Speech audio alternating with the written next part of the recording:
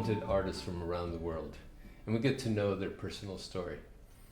I have great respect for musicians that dedicate themselves to just music. This is their life.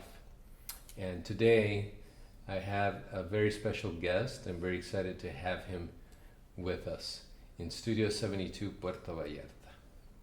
His name is Bob Tansen. Let me tell you a little bit about Bob. Bob Tansen's real name is Robert William Moore. Born in Scotland, April 1951, from a working class family. He grew up in a small tenement building with lots of pals in the street. He was into trouble with the law as a gang boy. Activity drove him to fierce fighting. After a few weeks in reform school, he decided to leave the gang life. The age of LSD was upon him, and freedom was just around the corner.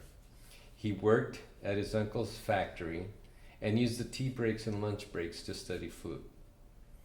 He escaped from the cold and dangerous life in the streets of Glasgow to the shores of Spain, near Barcelona. He started playing in bars with the flamenco group and playing in the streets of Berlin and in Turkey as well. After that, he went to India in 1971. He didn't get much of a chance to play there, but he loved the place, and he played the hippie trail. And then he started to play with American kids at the council school. He returned to California, and he played in San Francisco.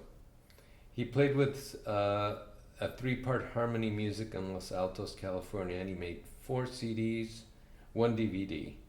He's written numerous songs. He tells me over 300 that he's got written and still to be recorded.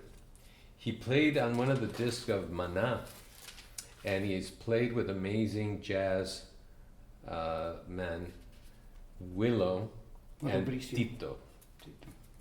He's played 10 years at Rio Barbecue with excellent guitarist Gilberto Luna on disc, and Up the River, 4 original covers. He has lived in Puerto Vallarta for approximately 25 to 30 years, he forgets, and he has been playing in the music scene in Puerto Vallarta all these years. Hello, hello, hello! Hope this is a wee Scottish song. What are you going to do? It's called Willy Winky. Willy Winky. Wee Willy Winky.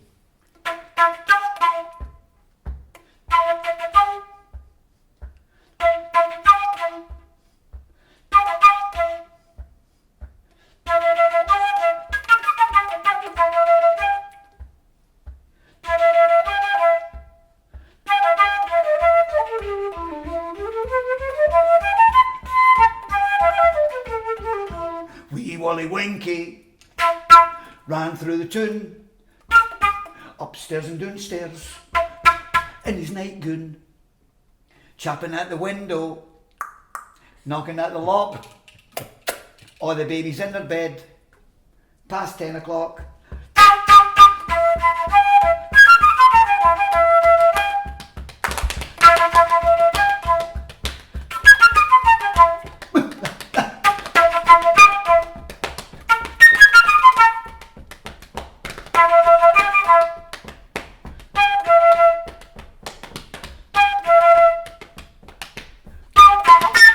All right. I love Willy that. Winky! Willy Winky. Bob, Thanks, man. it is a pleasure to having me have you here. here. Thank All that you. way to pick me up and get me. Thanks, man. No, thank you so much. Thank you so much for being It's cool here. to do something. Well, you know, I ran into you many, many years ago. I was walking by La Palapa, Oh, yeah. and you were playing Forgot to there mention that. with what's his name, the guitar player? Alberto or Raul. Raul. Raul. And I said, what is this man playing the flute so beautifully? Who is this guy? Because you didn't look like one of the locals. And we go, this guy, he must be, I don't know, I thought Irish Yeah, because red beard, red hair. A little Yeah, bit. yeah. And that was many years ago, like 20 years ago or Yeah, something, man, or 20 something more, like that. Something like that. And then I think the next day you guys, or I think I had my violin and you guys, Raul let me sit in and I Cool. played with you guys and it was so cool. And then after that, years went by, I didn't see you and then I would see you and it was, who's this mysterious man? Very interesting. So here you are, and it's so cool that... Why did you ask me to come over? Well, you're very interesting, very mysterious. Oh, I want to know more. The public, I'm sure, wants to know more who Bob is. all right. So tell us, who is Bob?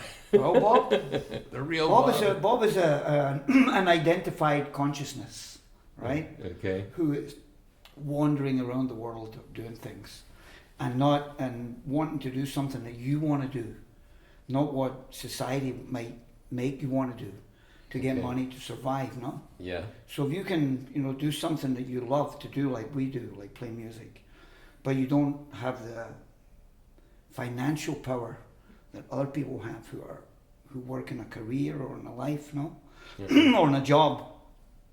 But the musicians, we have an advantage on that because we have more freedom to Lots do of things. We freedom. only work 2-3 hours a day.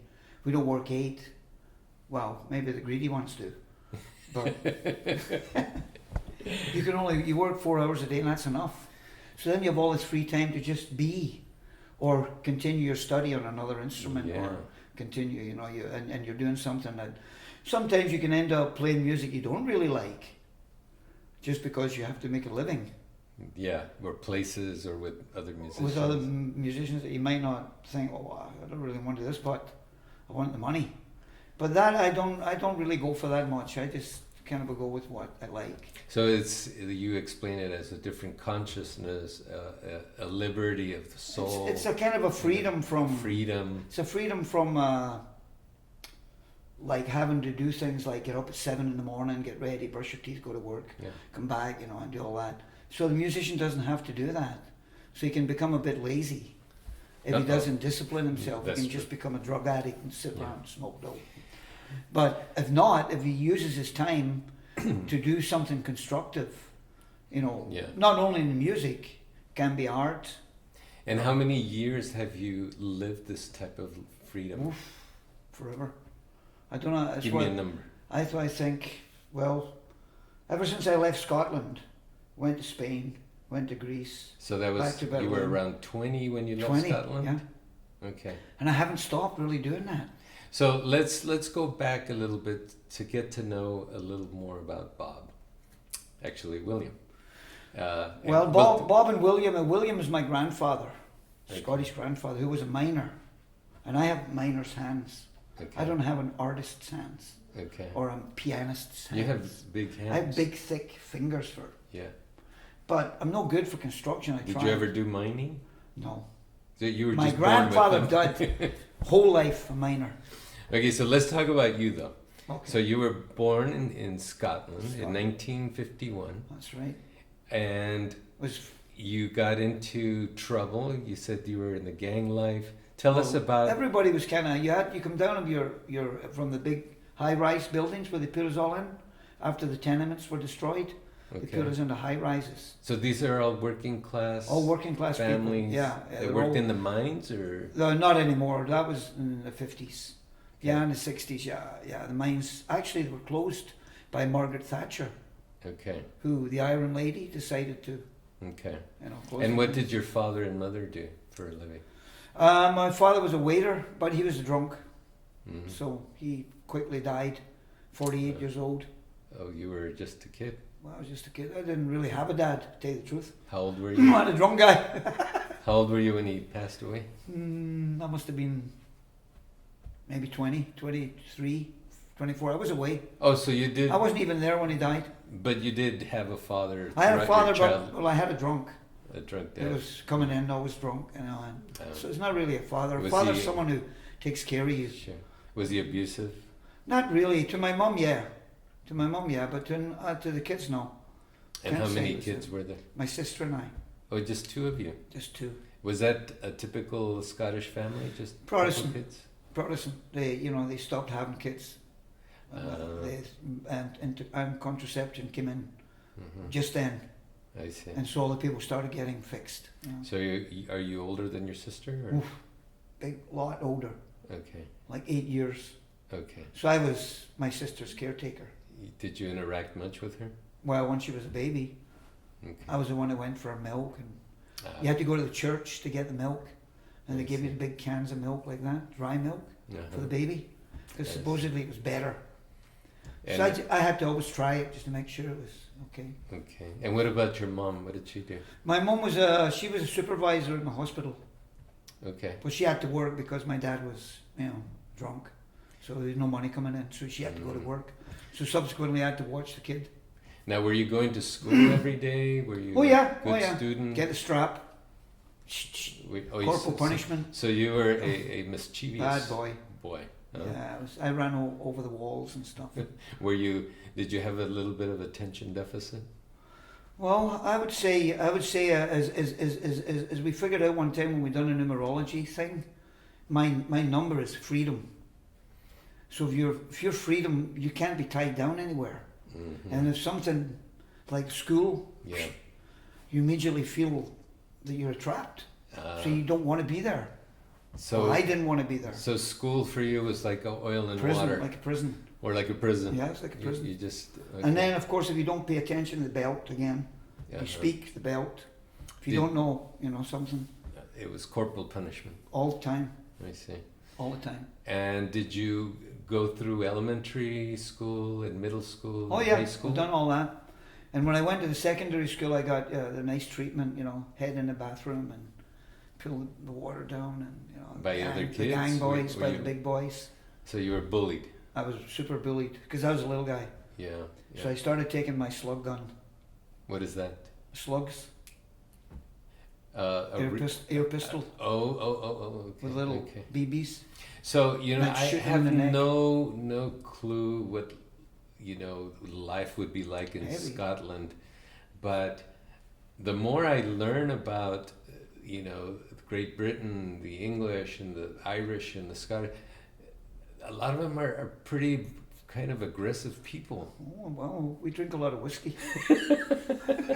I mean the kids. It's in our blood. So bullying existed. Quite a bit. It's an old macho thing. It's the old thing of the top dog. Wow. But when you I didn't know that. When you bring in arms, knives, things, chains, then it changes. Because then you can protect yourself against, Did you gain some respect from? Not really. You just made them suffer, but they didn't know who it was. Okay. Because I would sneak in with the pistol gun, and when they weren't looking, I'd shoot them in the neck. So that happened through high school. Secondary. Which is primary is pretty light. So secondary is heavy. Middle school to high school? Yeah, to high school, college. Okay. Then I went to college and I enjoyed it. Because the first thing the guy said to you in the college when you're sitting in the class, he says, "You know what? Here we're going to treat you like people. We're not going to treat you like they treat you in the school." I says, "Oh, thank God for that. Finally, we're going to treat it as people and not things, Wow, that must have been a relief. Super relief, man. Then suddenly all this information opens up to you because you're in another area, you're in another form of education. So where did you go to the university? Just in Glasgow. Was it? But I didn't last long because I had no money. Wasn't it public? Yeah, but I still had no money to, go out and buy shirts. And it was very high fashion those days. We were mods. After being gang boys, we became mods. And mods were guys who were always buying new suits, fancy lapels. Just to go to college? To go to dance. But you said that you didn't have money to go to college. Well, I didn't have money. I didn't have any money to live. I could go to college for free, but I had no money in my pocket because my mom went.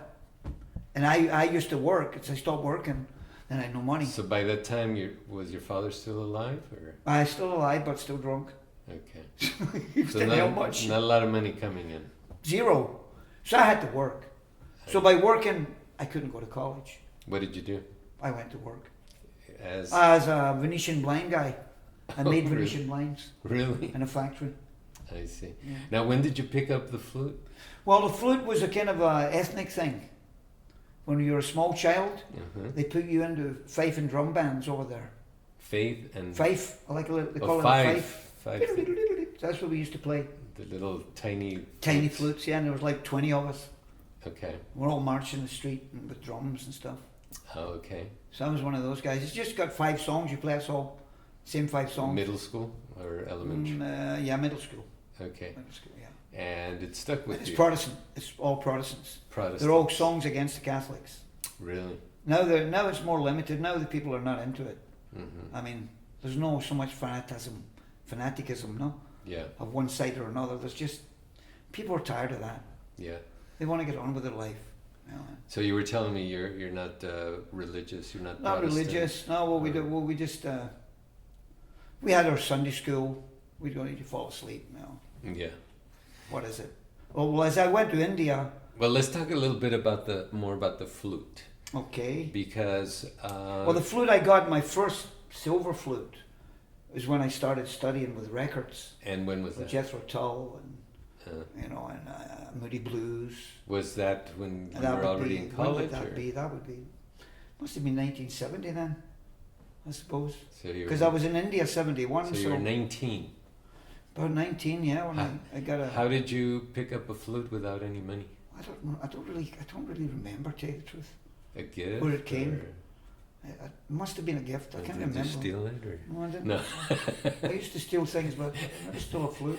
Not the flute. That's too big. Steal some sweeties from Woolworths. I can't believe you can't remember where you got your flute. I can't remember. Well, you know, I've been, you know, dulling my memory for 35 years. Okay, so there you are with a metal flute. Metal flute. So then I started playing with folk bands. You know, okay. I go to. Now how? In those days there wasn't jams. I mean, people have this wrong impression that you just grab a flute or an instrument and you just start playing. Yeah, no, it takes years and years. You're standing there like this. So tell us about that. How did you? You have to stand in front of a mirror. You're standing there and you do the long notes first. Did you take lessons? No, did you just learn on your own? Just on my own. On YouTube videos? No, there was none of that. I wish. I'm just kidding. I wish. So you learned on your own? Yeah, just on my own. Just tooting away, putting on records. Putting on records mostly. Just imitating. Yeah, just imitating, just listening, and you know, already. Well, and as I told you in the work, I used to play the scales, so that I would know the scales when I had to play with somebody. Like they play in an E flat or a D or you know. So how did you learn the fingerings? I had a book. Just through books. I had a book that told you the notes and stuff. Were you one of those musicians that learned how to play by ear and read at the same time, or I suppose it one was, before the other? I suppose it was that. Well, see, I learned to read when I was in the school for the tuba. Oh, you played the tuba. You didn't mention that. I played the tuba in the school band. Okay. Boom, boom, boom, boom, boom, boom, boom. So I learned to read that. So I put that onto the flute. So I could be. But you had to go from bass clef to treble. Yeah, so that was different. So I had to learn that. But I did learn it, but not to the degree where I could read anything, you know. Okay. I can't really read really fast passages. Okay. Or have a lot of syncopation or stuff, no. Okay. Not really. I haven't put enough time in for that, you know. And now, why the flute? Why didn't you stick with the tuba? Oh, it's too big. Carry it. You couldn't carry it to India. Look at me now. Tuba. That's funny. I used to. My mum said to me when she saw it when I was bringing it in the house, she says, "You're not going to play that in here, are you?" She wouldn't even let me play the flute. Really? Why? Well, for the noise. Because I'd be just playing scales. She said, "That's not music." I said, "Mum, but I have to do that. That's the way you learn." Okay. And so imagine the tuba, 10 times louder than the damn flute. So the flute was something that... Flute was something ethnic that was part of our being in Scotland, the little flute. The little... And so that just transformed into the big flute later. Okay. And you... Because, Jethro Tull came on the scene, Moody Blues, Traffic. I remember Jethro Tull, yeah. Some of the flute bands. Okay, now let's talk about what happened after that period of time where you left Scotland. It's a long story. Well, I went to Spain. Then I tried to go to Morocco. They wouldn't let me in for my hair. Because I wanted to go and get a gimbri. A gimbri being a one-stringed violin from Morocco, gimbri. I wanted to go there and get a gimbri, and I couldn't get in. Mm-hmm. So I put my hair in a hat. I got on the bus anyway, because I was already in Ceuta. So now tell us, what was your motivation to get out? I mean, were you just backpacking it and just traveling? Yeah, just wanted to see the world. Yeah, I just wanted to see what I could do instead of being over there. You got fed up with the street gangs are still there. Mm-hmm. When I was there, it was still dangerous. Did you have anyone that motivated you to leave, to say, hey, you can... No, man, the contrario, I had a girlfriend who wanted to get married, get a house, and I'd been my girlfriend for years. But, once I had taken a few, LSDs, I was, just too free. That freed your mind. Yeah, I just freed my mind. I just couldn't go back to being a conditioned mind and playing the game, that was in my destiny. Of course. My destiny was changed. Become a blind factory worker.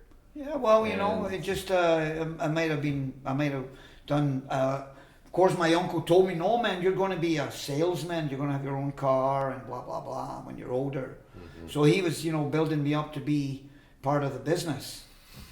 I see. But it wasn't for me, that is so cool. I've never heard a story of LSD actually kind of liberating. Oh, totally. Your mind from social pressures. Totally liberated me. And I want to give it to my mum. Yeah. And my friend, the guy who gave me, he says, no, don't. He said, because her mind is too conditioned. Yeah. It's too thickly entrenched in... It's imprisoned. What she believes. Yeah. And if you destroy that, she might not be able to handle it. And may leave her dumb. Okay, we don't know. Who knows? Who knows? So you expanded your mind, you left Scotland, and you started traveling all over Europe. Yep. Greece, Crete. I lived in Crete. And you ate because you were able to play, and that's right. That's how you made a living? Just a little bit. And not eating much, just living on the beach. We made little huts inside the forest in Greece, on the island of Crete. So who would you hang out with? Did you go by you just yourself? find people there. It was all a hippie era. It was all full of people traveling all the time. This is in the 70s. 70. Because 71 I was been in India by then. So it must have been 69, 70 really. Okay. How many years did you do that for? Well, just I got to India, and when I got to India, my girlfriend left me. When you were going to marry? We had decided I was in Berlin and I'd made a lot of money working as a stagehand, making the stage.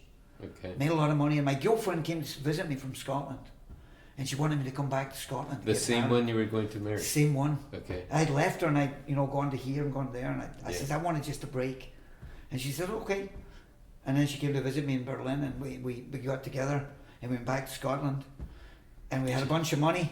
And I still had the bug to go. I says, hey, I still have the bug, man. I got to go to India. Mm-hmm. Everybody's going to India. Okay, she says, okay. So we went overland. Overland to India in 1971. Overland, you mean? Overland. On a bus. Oh, okay. Overland. From Amsterdam. Okay. All the way to Afghanistan. That must have stopping been everywhere. Crazy experience. Yeah, Istanbul. When I left her in the house one day, and I was just walking around like at night, suddenly I turned the corner, two guys with bayonets, fucking guns and bayonets, like two soldiers, holding me up. And I'm like, Turista! So it's kind of scary. I see. It was like the old days when you were sitting on the beach in Spain, and suddenly they'd go, you suddenly hear this ugly voice saying, "Papeles!" And you turn around and it's a Guardia Civil with his little funny hat and his little suit on and his machine gun. Did you ever get thrown in jail No, or anything? no, never. No. No, I always had papers with me. Okay, so now let's talk about from 70 to 80. What transpired? Well, that was when 71 I was in India and I met the Swami Sham. Mm-hmm. So I met him and I started meditating instead of being a druggie. Okay. Started being a meditator. Okay. And that kind of changed me again. Okay, because Another change. all throughout that time you were doing LSD. Yeah, and hash and heroin. And heroin I only tried once. Uh-huh. That was just once, and that was the worst thing I ever done. Yeah. Did you get into alcohol as well? Nah, because my dad, Oh, okay. alcohol was Something you Old didn't hat. do. I see. not for us. So you met the Swami and became... Met a Swami, more and it was funny the way I met him. I was on the way to the Himalayas to buy hash, Mm-hmm. and the bus was going up the Himalayas, and suddenly I looked out, and there was another bus, and there was this white face, right in the window. I thought, look at that, and all the rest were all Hindus. Uh-huh. You know, look at that beautiful girl, blonde hair, white face. So we just went on. Oh, it was a female Swami. Female? No, she wasn't a Swami. Oh. She was just a girl. Oh, okay. So the two buses went up she was going to the Swami. Oh. Which later I found out. And you Because followed her. I followed her. Yeah, I see. And she said to me, and I helped her to carry a bunch of instruments. Because Where was she from? She was from, where's she from? She was an American. Okay. Most of the Swami people were from Canada, but she was actually from America. Okay. She was called Murali, Okay. and Murali means flute. Okay. So it was funny that I should meet her, you know. And she was going there with all these instruments. And I said, well, you know, suddenly the buses stopped and there was an avalanche and the bus couldn't go anymore. So I got on and she didn't know what happened. I jumped on her bus and I said, you got to get off, walk across the avalanche. Mm-hmm. So I'll help you with your stuff. So I helped her. Because all I had to do is got down and ran away. Nobody was helping her. Alright. So I should have tambura and drums and a whole bunch of stuff. Yeah. Because they use it for the kirtan. So what happened? So the place I was going to, called Buntar, is only 8 miles from where she was going, which is called Kulu Valley. It's called Kulu Valley of the Gods. It's a beautiful valley. And the Swami had a little place there, a little apple orchard where they done the meditation. And I just left her. I says, hey, bye. And she says, come up and visit us. I says, maybe. And I suddenly found out she was a holy roller, and I thought, no chance here. Because everybody was going to meet a Swami. I wasn't. I was only interested in getting my hash. Getting your hash. Get back to Delhi and playing music in Delhi. Because we had a rock band in Delhi. So tell me about your meeting with the Swami and this transformation. That was something. Well, what happened was I was in the town of Buntar, and I went with my connection. And I gave him the money, and he went up to the high Himalaya to bring back the hash. And I just stayed there, just kind of hanging out. And are we talking a little bit of hash we're or talking a kilo? Oh, yeah, kilo. Okay. Because I go back to Delhi, and I lived off of that. But I only done it one time, so it wasn't that I was really a big dealer, no? Right. And where were we? About meeting the Swami. Oh, yeah, okay, so I was getting a bit bored, you know, hanging around waiting for this guy to come back, because he started a few days. I thought, I'll go and see the chick. I thought, go and see. So I got on the bus and, 8 miles, nothing. Get off, and I ask people, where's an ashram with Swami Sham? He says, oh, yeah, over there. So I go, and I'm looking, there's nobody there. It's just this entrance to this nice kind of orchard with little wooden huts, but nice. Yeah. And I'm going, and I start shouting, hi, Murali. I remember her name, luckily enough. I'm shouting, and out comes a guy. And he looks at me and he goes, hi, man. And I suddenly recognize his voice as a French Canadian. I said, French Canadian? What's he doing here? He says, hey, man, you're looking, why? He was talking English, but you could hear he was French Canadian. French accent. Yeah, French accent. I said, okay. And he went in and he brought her out. She says, come on. She's hugging me and stuff. And she says, come on, you're going to meet the swami. I said, no, I just come to see you. I don't want to meet the swami. She says, see, you got to meet the swami, So she convinced me, no? So we went around a little bit, and we went in this door, and we were sitting on the floor on a cushion, nice carpets. One other guy sitting over there meditating. And the swami was having his glasses on, and was, well, it must have been about 57 or something like that, 55. Yeah. So he was quite grey and, long hair, a little bit long hair, Yeah. beard. And I was a young guy, long hair. And beard And he says, too. and he looked at me and he went, Murali, you bring nice people. And I looked at him and went, I was suspicious Yeah. of, anybody who's manipulating people. Yeah. You always had, that thought that it's a manipulator, these Yeah. are phony guys, what are they? What's an enlightened being? What the fuck's that, no? Yeah. Who knows what that is? We don't have any of those where we live. We don't have enlightened beings. We have smart people, but we don't have anybody who says that they are enlightened, that they are the absolute bliss consciousness. Right. And they can show you how to become the absolute bliss consciousness as well, and live without fear or worry. But then that connection changed your Because I whole started life. Meditating. At that point, you He started... says to me, funny enough, I started talking to him and I just told him why I was there. And I said, I should shut up, man. I kept telling him that I was buying hash and I was doing this and doing that. He says, you have to be careful with that. He says, it's still illegal here, even though it looks so free, but it's not. Right. So I thought, oh well. So from that point, are you still... Still meditator. Meditator. Oh yeah. And no more hash and no more drugs. Well, marijuana, yeah. We are in Mexico. So, okay, because of time constraints, and I know that people want to hear you, I want to hear you, because you play an amazing flute. Oh. So, what brought you to Mexico? Because you've lived here for 25, 30 years, right? 35 years. What brought you to Mexico? Well, the American immigration. What do you mean? They wouldn't let me stay. Oh, you went to the U.S.? Oh yeah, I was in California for about 5 months, and I had a little band. And my the guys. Oh, that's when you were in San Francisco. Yeah, when I was in San Francisco, okay. and I went to the immigration to become a student. I was going to go to what's that called? Santa Cruz. Santa Cruz University. I was going to go in as a University listener of Santa Cruz, yeah. and try to smarten myself up. Yeah. And I had a paying person who was going to pay my expenses. Oh, nice. It was the father of the guys who I knew in India. He was a geologist for the government, and his kids were in the American school. Okay. And I was their supplier. Oh, okay. And we were all friends. So you had a connection. We all played music there in India, and they'd bring me peanut butter and stuff like that. You can't get in India, bread. So let's talk about you're in the U.S. in California. In the U.S. with this family, And very then- rich, Yeah. big house, swimming pool, a whole bit. I was number 5 in the family. There was number 6. There was 3 girls, 2 boys, mum and a dad. I mean, they took you in. They took me in from India.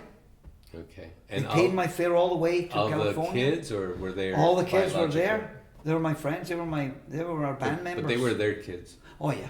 Okay. Yeah, they were kids. Okay, so tell. So they were going to pay me to stay. Okay. But the lady in immigration said to me, "We don't need more people like you here." That's her words. What do you mean, like you? That's what's her words. Well, take it as you will. What did I look like then? I don't know. Long hair. Had a suit on. But you were completely legal. You Oh yeah. hadn't broken the law. Oh yeah. But I just, the lady didn't like me. She just. The immigration lady. Immigration lady, and she put on my passport, asked to leave. So when I went to the border, thinking I was going to cross the border and come back, the guy cancelled my visa, so I couldn't come back. You were unable to return to California. Couldn't. So I had to go to Mexico City to get a visa. Okay. And when I went to Mexico City, they wouldn't give me it. So I was stuck in Mexico with no money, no job. What year Didn't know is anybody. this? 1975. 75. So City no of money, no, they wouldn't give you a visa to Wouldn't go give you- back to the U.S. So my friend who came with me, he had to go back. And so I was left alone there. He left me about $100 maybe, or $200. And what did you do? What did I do? Let me think. I'm trying to remember. I think I went to somewhere. Did you have your flute with you? I was in Zihuatanejo first. You know what I did? It's called, when we went to Zihuatanejo, my friend and I, we started playing in little bars. Well, wait a minute. You're in Mexico City. They say visa No, denied. Visa denied. And then you said, let's go travel. Let's go to Zihuatanejo. Or what was your mode of thinking? What happened was we'd already gone to Zihuatanejo. That was our stop. We came down Guaymas, which was. Oh, you guys drove? We drove all the way down from Tijuana. Tijuana into Guaymas to the beach, where we found wild horses, and I jumped on one. Really? And I ran all along the beach on a wild horse. And look in Mexico, I was like, wow, man, this is something. This is something to remember. And then when I came back, I fell off the horse, and the horse ran away. Okay, then you went to Zihuatanejo. Then we went to Zihuatanejo. Then to Mexico City. Whoa. When we were in Zihuatanejo, we were playing in a bar, and there was this little thin lady, nice lady, with her really cute looking. And suddenly, she heard me speak. And she came over and she says, "You're from Scotland?" I says, "Yeah." She says, "My mum was Scottish." Fuck. So she was the secretary of the ambassador in Mexico City. Uh-huh. And she invited me to her house to, visit Mexico City and get my visa. Uh-huh. She was going to help me get my visa. Okay. And she couldn't. So still, she didn't... She still couldn't help me. She didn't... No tenía palancas. No tenía palancas. Oh, man. Okay, so let's move forward. You stay you come back to Zihuatanejo and you start working. No, I bars stayed or- in Mexico City after that. Didn't go back to Zihuat yet. Oh, what happened? No, I just stayed in Mexico City. Okay. And I started working there. I worked in a theater. And I worked in a four-part harmony band. Four-part harmony Playing band. your flute? With Or? Nacho Varela. And all originals. Okay. All original songs of Nacho and mine. In where were you playing? That was in a place in San Angel. It was called 21st Century. Okay. It was a way back. It was a pizza place. Okay. And we were four-part harmony and one acoustic guitar. No, two guitars. One requinto, Mm-hmm. flute, How many 4 singers. years did you do that? We done it just about 1 year. What happened was we brought in a lady singer and she screwed the band up. Uh-huh. So kind of screwed it up. But I was there for a while. I was playing there also with a sitarist from Okay. Germany. Okay. Sitarist came and him and I used to play in an Indian restaurant Uh-huh. with a tabla player who was whose mother had been one of the famous singers in the 50s. Uh-huh. So he didn't have to work. He had a easy life. Now tell me something. Since you weren't able to go back to the U.S., did you legalize yourself Here? in Mexico Not yet. at that time? No, I would just go out every 6 months. Okay, so I'd go to Guatemala. okay, get and come back, get and your come visa back. stamp, come back. Exactly. And I would just come back. And when did you meet your wife? That was, when would that be? That must have been about 78. So this was a Mexican wife that you married. Yeah, and, Mexican wife. I fell in married a love. local girl from the little village where we were living. We were living outside Mexico City in a little village. Mhm. What's the name? And one day I was called San Lorenzo, Acapulco. San Lorenzo, Acapulco. And one day I was walking back to my house and I saw this girl in front of me. Long black hair, beautiful hair, big coat on like from Chiconcuac. This is big woolen pants on, really covered up. And I'm looking, wow, who's that, man? And it's just a little path like down it's all rural, very rural, no houses almost. Mm-hmm. And so I started kind of following her a little bit. And I'm following this Mexican chick. Where are you going? What are you doing? Obviously, she She Got just your pulled me like attention. that. She got my attention. Her hair was so beautiful. And then suddenly a house came into view, and that was going to be her house. And so she went in. It was a nice house, nice teak roof, and nice stone brick. Mm-hmm. And I thought, I'll just walk by the door. And as I walked by, a big black dog came out, chased me. So I just went, oh well, maybe not. 3 days later, she showed up at my house with a friend of ours. And I heard this bang at the door, and I looked out the window to see who it was. And it was that girl. And it was her. And I didn't know it was her because I hadn't saw her face. But I could tell because she had the same jacket on. Uh-huh. And the black hair was just So that was just a coincidence that she a came. coincidence. A friend of yours. And because she wanted to get into the scene with us.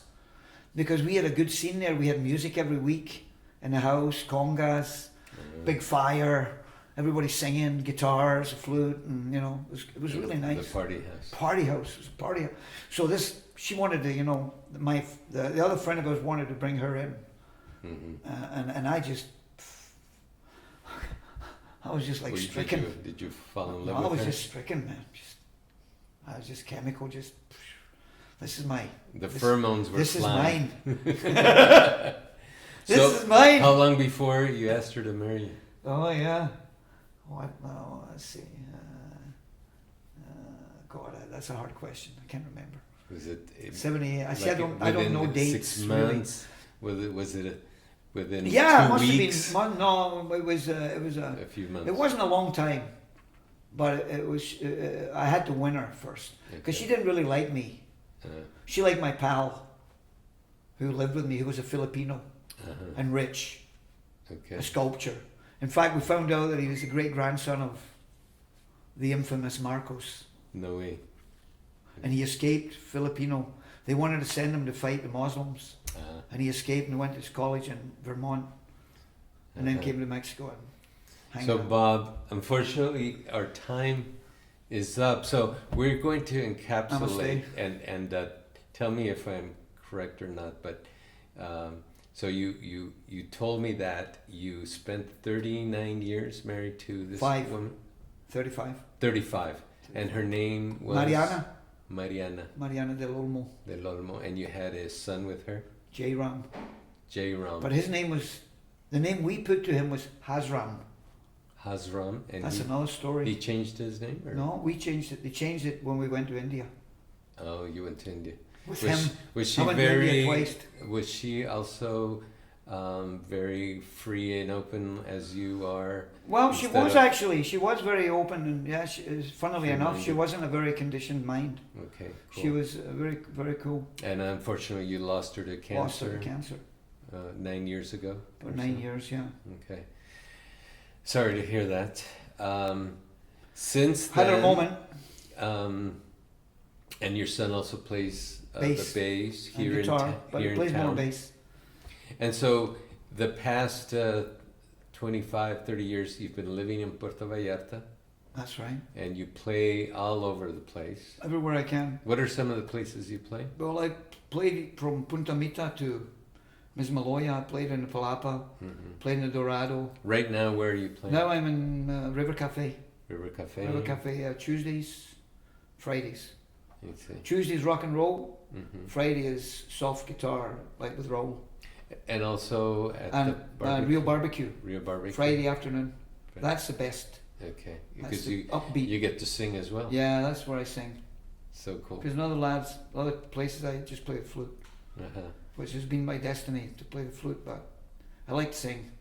So you are going to play for us today. What are some of the songs or things that you'd like to play? Well, I don't really know because I don't really play like melodies like that. I just usually play what the Whatever people are comes to playing. mind. You know, I don't really have a band where I'm the main player or something where I play like melodies. Or, Well, let's just play it by ear then. like I was saying, we could play something that we know, some like favorite things or Over the Rainbow or just make up something in a key and just decide to. Okay, so folks, let's get ready to listen to Bob. You're gonna really enjoy this. This is called Sorry, But Not Sorry. Sorry, but I'm not sorry. That's a contradiction, isn't it? Let's see what you can do with Well, I'm that. really sorry. I'm sorry. Not really.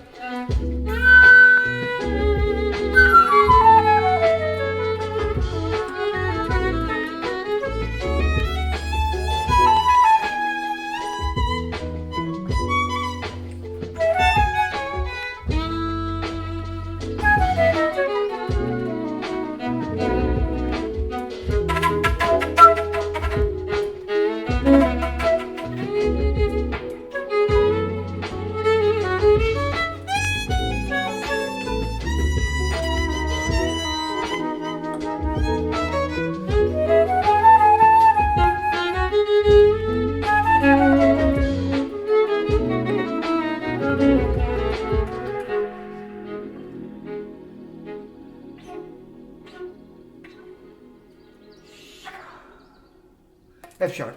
You're sure. Let's do one more of those called Yeah. Mystical Nights. Let it warm up.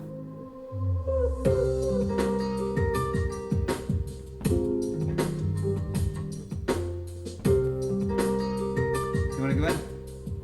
Okay, Go for it, go for it.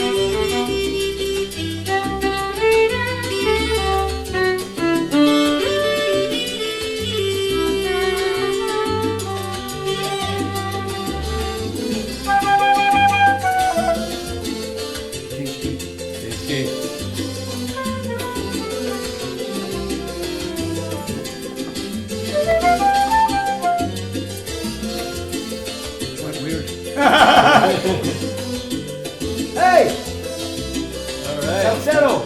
You can cut it out, no? Yeah. You can edit yeah. it. You edit it. Bob, thank you so much Thanks, for man, for having me. dropping in. A punch, I really an appreciate elbow. that. What a wonderful story. I mean, we could spend a lot more time talking about your adventures. Yeah, we could. What is so cool is that, I mean, you've lived a life that probably many people are envious of because they weren't programmed. Their mind wasn't programmed to have this Yeah, they couldn't have that monotonous freedom. job. You're a free man. You have a free mind. And Yeah, I've been able to achieve what my numerology says I am, because not everybody achieves it. yeah, well, Sometimes you don't achieve what you are because of circumstances. and you've done it. And so I've been able to free myself from worry, that's from anger. wonderful. which is the main thing to free yourself from. And see, I finally retired. I did live that life. Right? I was so stressed. Several times I landed in the hospital, and finally I'm free. Yeah. I took the long road. Well, you know, you took the windy well, road. in Hindu philosophy, everybody has to do what they got to do. Yeah. It's like my son doesn't understand why he had to be a waiter instead of a musician. Mhm. And I says, well, you know, it was just what you done when you were young. You had a baby too young. Yeah, By doing that, you made yourself into a slave to the baby. exactly. And so you couldn't, you didn't have the level of playing that you have now. So you had to immediately find a job that would give money for, you know, the modern people waste money on plastic nappies for the kids, you know, and plastic food and this and that, and spend all their money on. And it would be, it's kind of odd that he didn't learn from your example. Well, you know, I think you can't really know what you've got. Like we took him to Yalapa. But we're gonna have to end right. Thank you so much again, Bob. I really appreciate it. This is Bob Tansen. I'm Diego Mondragon. Thank you for tuning in to another episode of Tell Me Your Story. Take care of yourselves and each other.